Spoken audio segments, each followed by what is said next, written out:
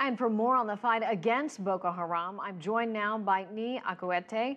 Nii is a policy analyst with the African Immigrant Caucus and a friend of CCTV. Welcome back to the broadcast. Thanks so much for having me back. Nii, why send 300 of them now? It seems like it's a little late in the game for the U.S. to do this.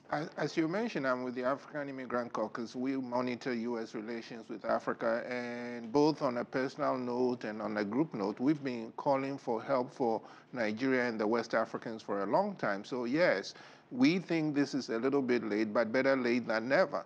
Now, in terms of why Cameroon, the U.S. actually commissioned a study which came out earlier this year, and it recommended that the U.S. should engage the whole region, not just Nigeria. We also know that historically, Nigeria has been very prickly about having other soldiers, other armed forces come to its aid. It takes it as a matter of surprise. So if you put all that together, I think it's why they are going to Cameroon, but I think it's actually a good thing. If anything, I wish it had happened earlier. Is this in part because they're now joining forces or had been joining forces with the Islamic State and there is strength in numbers? Yes, they did that. Boko Haram declared its allegiance to the Islamic State, but we haven't seen any evidence of actual integration of forces and all that. So whether or not they have joined, they've been very dangerous. Even before the Islamic State, I was just doing some quick research earlier today.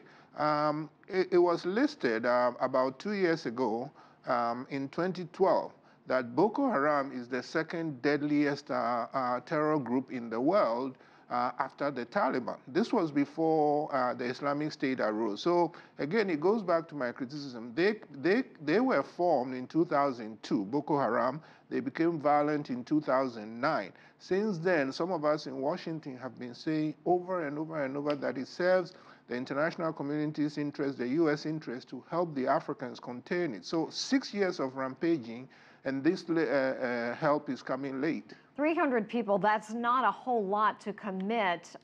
What is the goal? What is the message? Are they going to find the Chibok girls? I mean, they're obviously probably scattered all across Nigeria. I think that's the reading, that Boko Haram scattered the girls, married them off in different places. So finding them is hard. And again, this is 18 months after they were kidnapped. Now we are getting, in terms of the 300, they are a special unit where they will just be helping to maintain air surveillance and reconnaissance, looking for the girls. I think that is very needed, but they are not going to be fighting, if anything, only to protect themselves. They are not going to fight Boko Haram itself. And therefore, I think this is what is needed. It should have come in earlier. And one hopes that it will not require American boots on the ground. The 5 countries, Nigeria and its 4 neighbors, they have 9,000 troops. Their troops haven't gone into, are not as ready as they should be, largely because of funding issues. So what is needed from the U.S. is not American soldiers fighting Boko Haram, but American support, technical, financial, and moral, actually. Well, Nii Akuetteh, we appreciate your time and always your insight on this important subject. Thank you. My pleasure.